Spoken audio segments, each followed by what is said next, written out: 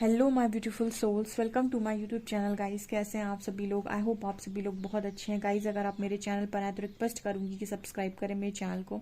Dear, देखने की कोशिश करते हैं। आज का जो टॉपिक है वो ये रहने वाला है कि आपके जो भी जिन्होंने भी आपको कष्ट पहुंचाया है वो आज किस हाल में है, यानी जिन्होंने भी आपको धोखा दिया, कष्ट पहुंचाया है, वो आज किस हाल में है। चलिए देखते हैं।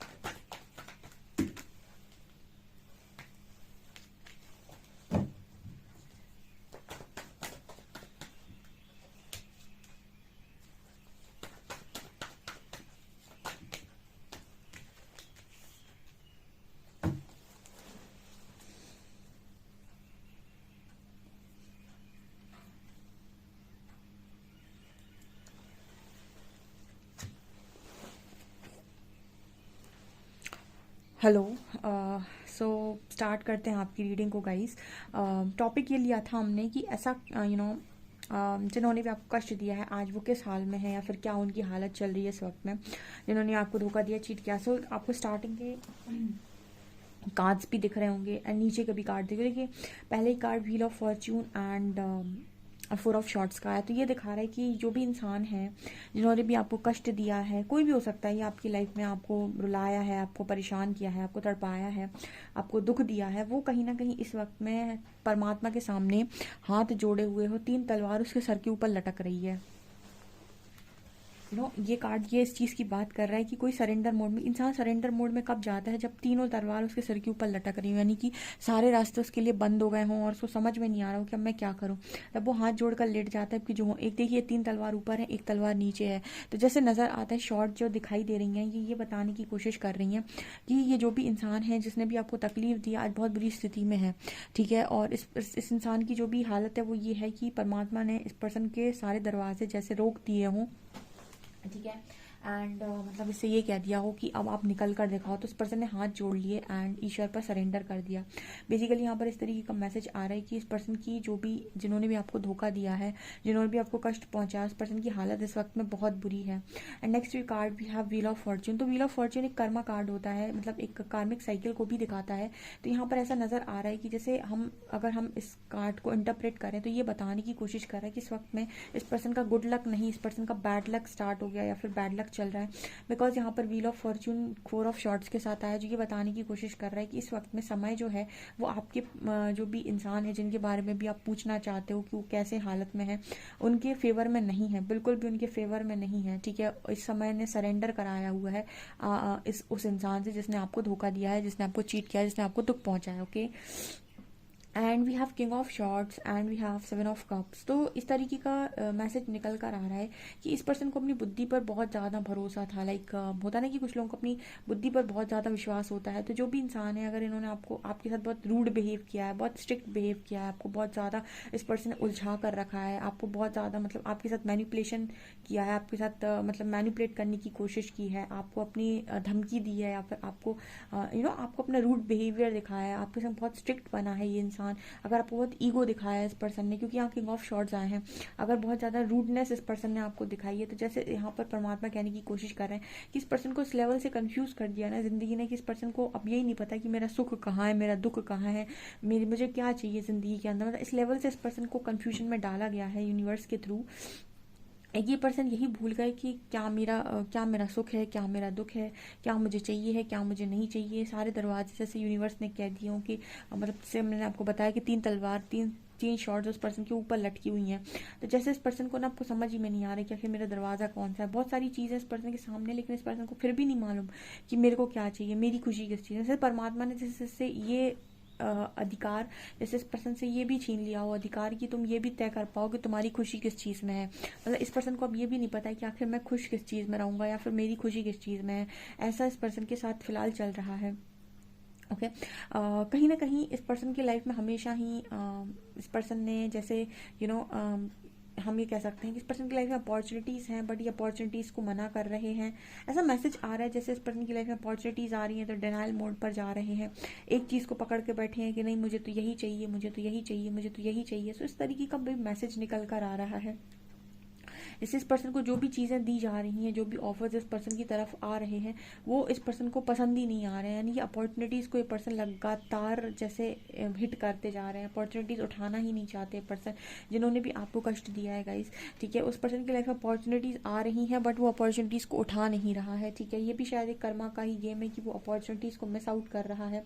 ठीक है, यहाँ पर कार्ड है 3 of swords and 6 of shorts. इस पर्सन का दिल बहुत बुरी तरीके से टूटा हुआ है, ये मूव ऑन करना चाहते हैं but I think move on कर नहीं पा रहे। यानी कि किसी ने इस पर्सन को बहुत बुरी तरीके से तोड़ कर रखा है। जिसने भी आपको हर्ट किया है, जिसने भी आपको दुख पहुंचाया है, उसको ऐसा कर्मा मिला है गाइस कि कहीं ना कहीं उस पर्सन ने उस पर्सन का दिल बहुत बुरी तरीके से टूटा हुआ है।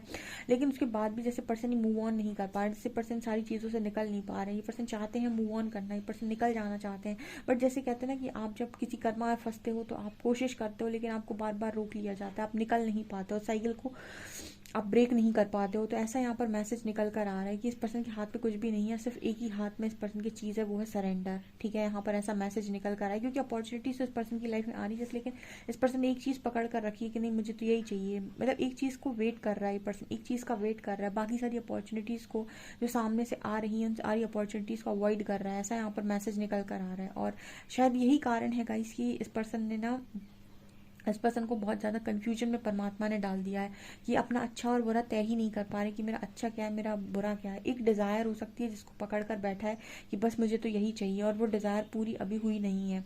यहाँ पर कार्ड है 2 of swords and queen of pentacles. तो मुझे यहाँ पर ये भी नज़र आ रहा है कि करियर में भी ये पर्सन जैसे स्टक हो चुके हैं पूरी तरीके से कि आखिर मुझे क्या करना है, कैसे करना है। जैसे करियर में पहले इस पर्सन के पास बहुत सारे प्लान हुआ करते थे कि मुझे ये करना है, मुझे ये प्लान बनाना है, मुझे ऐसा करना है, मुझे वैसा करना है। करियर में भी जैसे ये पर्सन पूरी तरीके से ब्लैंक हो चुके हैं कि आखिर मैं क्या करूं।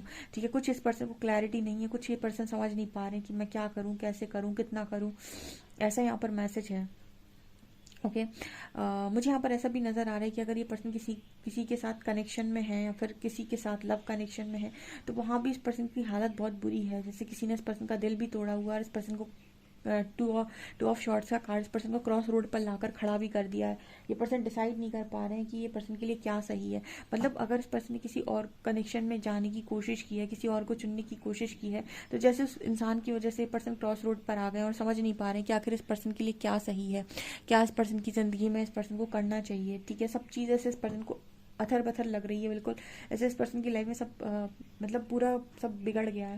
यहाँ पर कार्ड आ रहा है 3 ऑफ पेंटिकल्स का एंड 8 ऑफ शॉर्ट्स का। पर्सन बहुत बुरी तरीके से स्टक हो चुका है।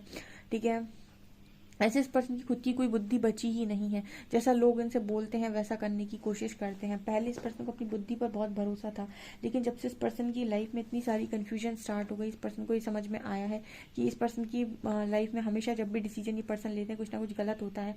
तो अब ये पर्सन जैसे बाहर के लोगों की सुनने लगे हैं, ठीक है। बाहर के लोगों की, जैसे इस पर्सन के अंदर एक वो है कि जो सामने वाला बोलेगा वही करने के लिए तैयार है। इस तरह की ऊर्जा में ये इंसान जा चुका है गाइस, जिसने भी आपको हर्ट किया है। मतलब जैसे इस पर्सन से सुख दुख का की डेफिनेशन छीन ली परमात्मा ने। इस पर्सन से ये छीन लिया कि आप मान सम्मान की डेफिनेशन छीन ली इस पर्सन से।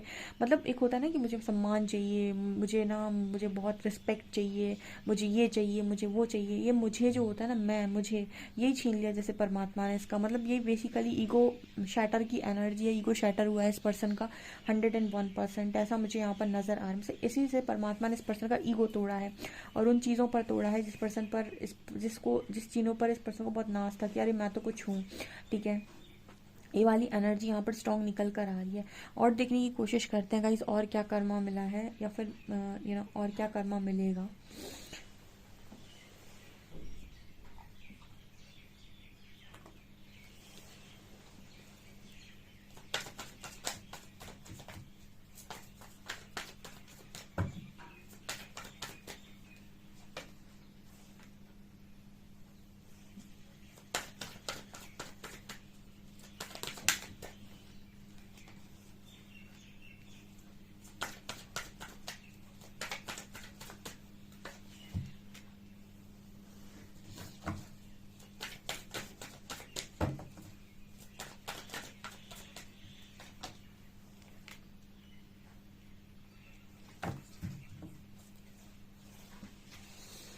ओके गाइस, तो आप कार्ड्स देख सकते हैं इस डेक में। आपको पता है मैं हमेशा रीडिंग करती हूँ, आप मेरी बहुत लंबे टाइम से रीडिंग देखते हो, आपको पता है इस डेक में बहुत अच्छे अच्छे कार्ड्स भी हैं, बहुत ही ब्यूटीफुल कार्ड्स हैं।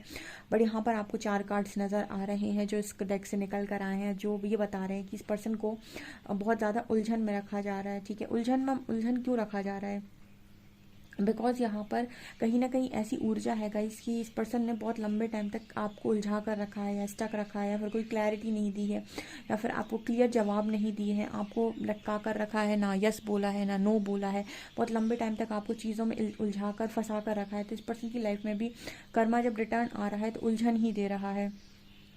दूसरा है डेसिपिएटिंग। आप इस पर्सन की वजह से अगर बहुत ज़्यादा लाइफ में अकेले रहे हो, अकेलापन आपने सहा है, ठीक है, इस तरीके की चीज़ें आपने फेस की हैं, तो यही चीज़ें इस पर्सन को भी देखने को मिल रही हैं। अकेलापन इस पर्सन की लाइफ में भी आ रहा है, इस पर्सन को भी अकेलापन देखने को मिल रहा है। पर्सन भी अकेले हैं, अकेले मूवी देख रहे हैं, अकेले टीवी देख रहे हैं। इस पर्सन के पास भी फ्रेंड्स नहीं है। अगर आपके पास फ्रेंड्स नहीं रहे हैं, आपने अकेला आइसोलेशन पीरियड देखा है, आप उदासी से अकेले डले रहे एक कमरे में बंद, तो ये पर्सन भी एक उदासी वाली ज़िंदगी जी रहे हैं, जहाँ पर इस पर्सन के पास ही वही सारी चीज़ें हैं, ठीक है। यहाँ पर कार्ड है फसाड का। इस पर्सन ने अगर आपसे मुखौटा लगाकर बहुत सारी चीज़ें की हैं, बहुत सारे काम किए हैं, एक मास्क पहनकर चीज़ें की हैं, तो यहाँ फसाड का कार्ड दिखा रहा है कि यही इसी तरीके के लोग इस पर्सन की लाइफ में आ रहे हैं, जो मुखौटा लगाए हुए हैं, जो बाद में भरोसा तोड़ देते हैं, ठीक है। पहले भरोसा उन पर आप कर लेते हैं और बाद में वो आपका भरोसा बहुत गंदे तरीके से तोड़ देते हैं। तो यहाँ फसाड का कार्ड वही दिखा रहा है। एंड लास्ट आ रहा है फॉरगिवनेस। तो कहीं ना कहीं फॉरगिवनेस ये बता रहा है कि जैसे ये पर्सन ने हमेशा ऐसा किया है कि आप इस पर्सन ने गलती की और आपने माफ़ किया, इस पर्सन ने गलती किया आपने माफ़ किया। तो जैसे परमात्मा से बोल रहे हैं कि अब तू माफ़ करके दिखा, ठीक है। माफ़ करना इतना आसान थोड़ी ना होता है। माफ़ करने के लिए बहुत बड़ा जिगर चाहिए, बहुत बड़ा दिल चाहिए। इतना आसान है क्या माफ़ करना कि मतलब कुछ भी हुआ और माफ़ कर दिया? माफ़ी इतनी आसानी से ना तो मिलती है ना दी जा सकती है, ठीक है ना। सो कहीं ना कहीं इस पर्सन ने डेफिनेटली बहुत माफ़िया शायद आपसे मतलब ऐसा होता ना कि उन्होंने कोई गलती की, आपसे माफ़ी मांगी, आपने माफ़ कर दिया। तो जैसे इस पर्सन से कहा जा रहा है कि अभी आपके संग कोई गलती करे, आप करके दिखाओ ऐसे माफ़, आप करके दिखाओ इतनी सारी बारी माफ़, इतनी सारी चीज़ों को माफ़। यहाँ पर कंप्लीशन का भी कार्ड है, कुछ यहाँ पर अलग तरीके के एक्सपीरियंस भी इस पर्सन को हो रहे हैं। कंप्लीशन के कार्ड में बहुत सारी चीज़ें नज़र आती हैं, मैं बोलना नहीं चाहती, ठीक है। सो यहाँ पर मुझे नज़र आ रहा है कि कुछ अलग लेवल की चीज़ें भी इस पर्सन की लाइफ में घटित हो सकती हैं या हो रही हैं, फिर जो भी है गाइस, ठीक है। कुछ चीज़ें कंप्लीट हो रही हैं, कुछ चैप्टर्स कंप्लीट हो रहे हैं। तो यहाँ पर ऐसा मैसेज निकल कर आ रहा है कि आपके जो पर्सन है इनकी लाइफ में बहुत ज़्यादा उलझने हैं, अकेलापन है। इस पर्सन की लाइफ में ऐसे लोग आ रहे हैं जो मुखौटा पहने हैं, जो धोखेबाज हैं, चीटर्स हैं, और इन सब की चीटिंग के बाद भी इस पर्सन से ये कहा जा रहा है चलो माफ़ करके दिखाओ बेटा, अब माफ़ करके दिखाओ, ठीक है। सो यहाँ पर ये काम बहुत मुश्किल हो जाता है कि आप धोखेबाजों को माफ़ कर सकें। बिकॉज जो आपकी लाइफ में आपके सगे बनकर रहते हैं और आपको चीट करते हैं, बहुत मुश्किल है गाइस उनके लिए कि ठीक है, उनको माफ़ करना बहुत ही ज़्यादा मुश्किल काम है। ओके, यहाँ पर इस तरीके का कर्मा इन लोगों को मिल रहा है। देखिए कि एंजल्स क्या गाइड कर रहे हैं इस वक्त में इस इंसान को।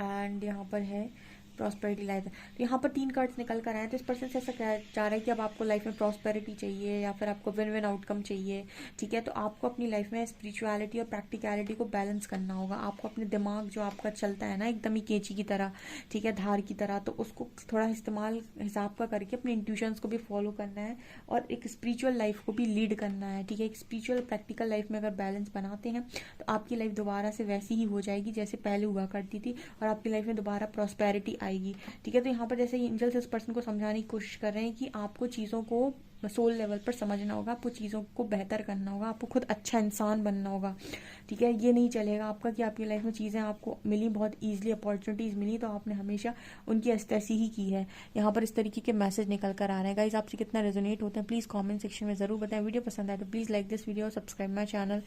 Thank you guys.